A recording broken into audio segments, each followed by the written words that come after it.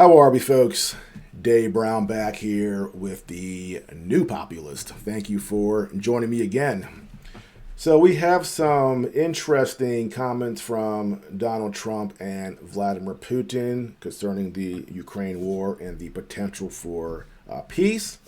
And we also have a Truth Social from Donald Trump that, as you can imagine, is somewhat inflammatory. So I want to talk about where we're at right now and break down these videos and comments because this is giving us clues as to what is going to happen next. I recently put out a video where I said that I was very skeptical that there could be a negotiated settlement in Ukraine because of the history of great powers and the real lack of true negotiations between great powers. It seems that they're destined to keep on fighting one way or another. Maybe things settle down for a while, but then later on, things flare back up. So I do have that skepticism, but as I said in that video, if there is one person who was a wild card, that person is Donald Trump. So I do have some small hope that we can have a negotiated settlement.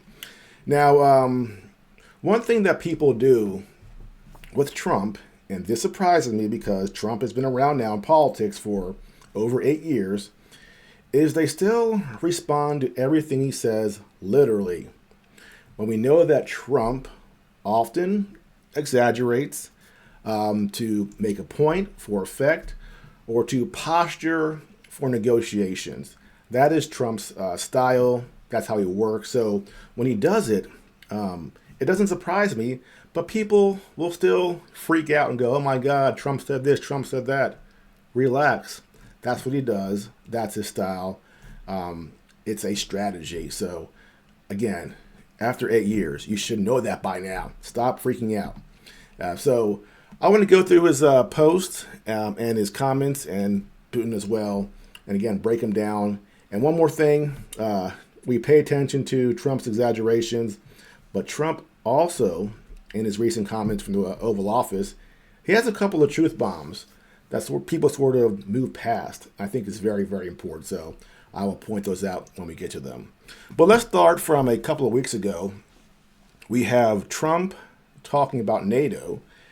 Now, the people, the neoconservatives who support this war, said that the reason this war started was because one day Vladimir Putin woke up, he put in his fangs, he grew his horns, and decided he wanted to recreate the Soviet Union and be the worst person alive. Of course, we know better.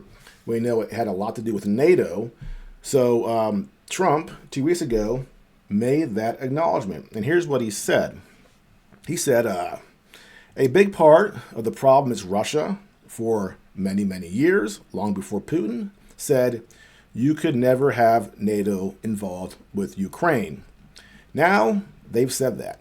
That's been like written in stone, Trump said. And somewhere along the line, Biden said, no, they should be able to join NATO. Well, then Russia has somebody right on their doorstep, and I could understand their feelings about that. So Trump is finally a U.S. president who acknowledges what is obvious to people who are rational, that putting NATO in Ukraine is a huge provocation to Russia, something we've always known.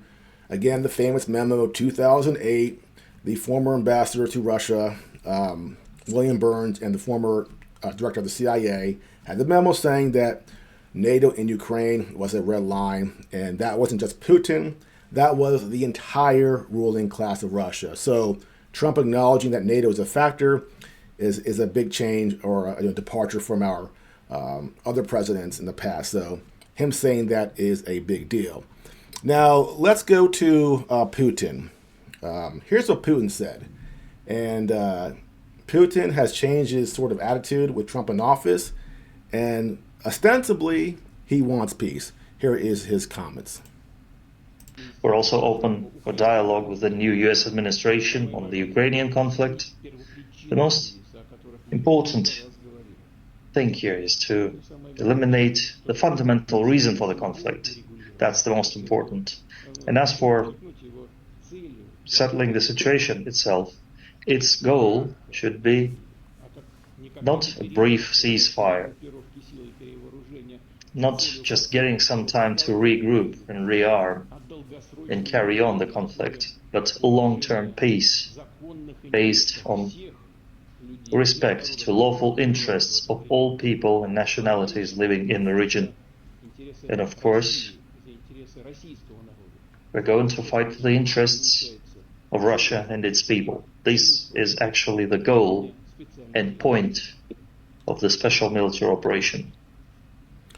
Now, the thing I take from that is obviously the first thing being he wants peace, but more importantly, he points out this can't be a ceasefire. This can't be a temporary thing where Ukraine can rearm and attack in the future. This has to be a lasting peace, and that's, again, what I find to be something that might be very difficult to arrive at. Will the permanent bureaucracy in D.C. allow that? I don't know. And again, I'm very skeptical they will. Now, here is comments from Donald Trump. And again, he will exaggerate, but he will mix in some truth bombs, and I'll point them out. President, when do you plan really to the speak opposite. When do you plan to speak to President Putin? Could be very soon. And you talked a bit about Ukraine and Russia, but how long do you think it would take to end that conflict? And I have to speak to President Putin. We're going to have to find out. He can't be thrilled. He's not doing so well.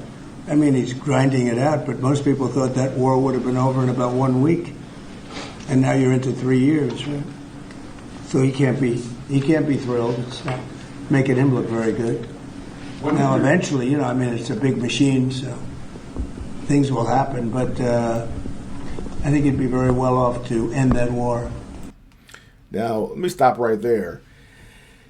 He says that Putin can't be happy, that the war should have been over in a week. Now, one thing I've noticed over the last few years is listening to commentators talk about Russia, who think Russia is justified in their war in Ukraine, and have said that Russia has a stronger military and that they're going to win. If you go back over the years, you will see them at certain times going, okay, when this city falls, that will signal the rapid collapse of the Ukrainian military, and Russia will just storm right in.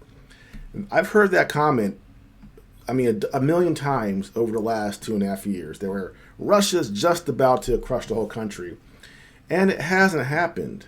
Now, is Russia going to win? If they keep fighting, eventually they will win. But the point is that Ukraine hasn't collapsed, and Russia winning is coming at a huge cost. And therefore, maybe Russia does have some incentive to negotiate if they are incurring these losses and they are just grinding away. But what Trump said there, is that they have the bigger country. They're incurring their losses. But eventually, they will win. So he just admitted it. They're going to grind it out and it hurts, but they will win, which is actually a big acknowledgement from a U.S. president. Anthony Blinken, the former Secretary of State, Biden, Lloyd Austin, none of those guys would ever admit that Russia was bound to win. So mixed in here in his comments is that truth bomb. Russia will win eventually. It's just taking them a while to do so. So I think that is a significant admission from Donald Trump. We have numbers that almost 1 million Russian soldiers have been killed. About 700,000 Ukrainian soldiers are killed. Russia's bigger. They have more soldiers to lose. But that's no way to run a country. And the million number, is it 1 million? I don't believe that. And Russia certainly hasn't lost more soldiers than Ukraine. But him saying that Ukraine has lost 700,000, where's that number coming from? Because that's not coming from Zelensky. Zelensky has not given him that number. So both those numbers are very, very high. The Russian one is simply not really believable. The Ukrainian one, perhaps. But either way, a lot of people have died, and he's pointing out, does Russia want to keep on fighting this war They have more men, they'll win, but it's coming at a cost, which is why perhaps Putin might actually want to sit down and end this war through negotiation. You said you plan to speak with President Putin soon. What about President Zelensky, and what's your message? Yeah, I would, but he's told me he wants to make a deal.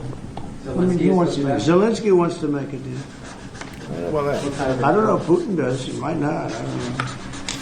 He should make a deal. I think he's destroying Russia by not making a deal. I think Russia's going to be in big trouble. You take a look at their economy. You take a look at the inflation in Russia.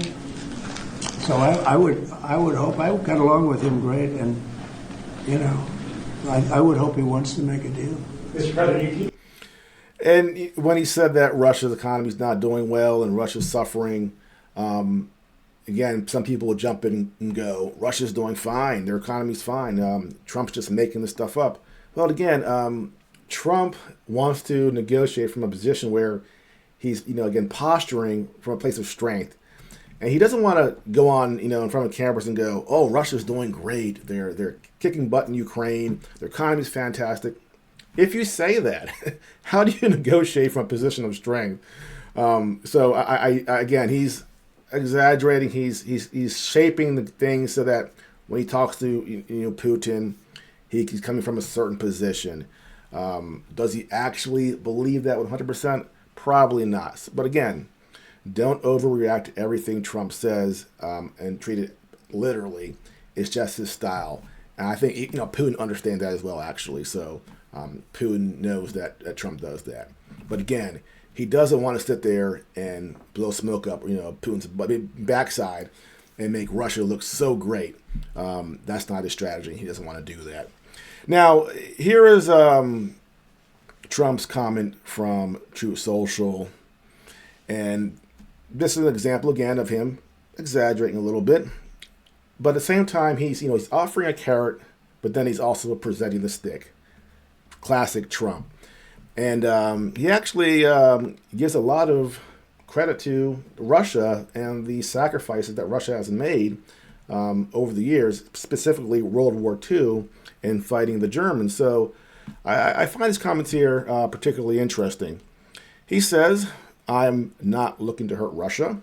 I love the Russian people. My God, a U.S. president saying that? That's you're not supposed to say that. And I've always had a very good relationship with President Putin, and this despite the radical left's Russia hoax.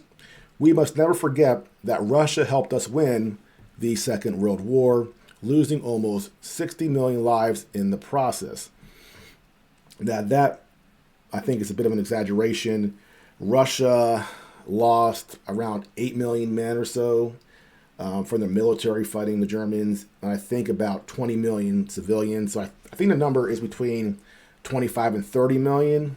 I think 60 million might be a little high. Again, that's Trump. He goes on, all that being said, I'm going to do Russia, whose economy is failing, and President Putin a very big favor. Settle now and stop this ridiculous war. It's only going to get worse. If we don't make a deal and soon, I have no other choice but to put high levels of taxes, tariffs, and sanctions on anything being sold by Russia to the United States and various other participating countries. Let's get this war, which never would have started if I were president, over with. We can do it the easy way or the hard way, and the easy way is always better. It's time to make a deal. No more lives should be lost.